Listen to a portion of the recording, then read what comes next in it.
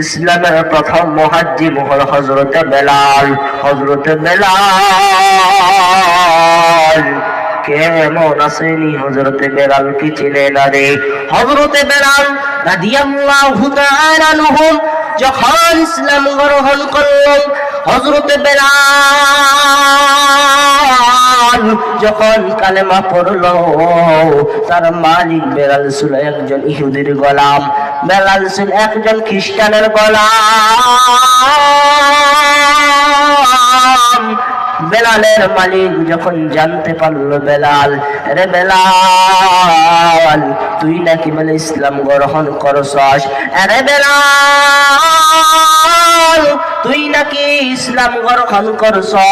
বেলাল বলে, হ্যাঁ মালিক, আমি আমার রবের সন্ধান পেয়ে গেছি, আমি আমার মালিকের সন্ধান পেয়ে গেছি,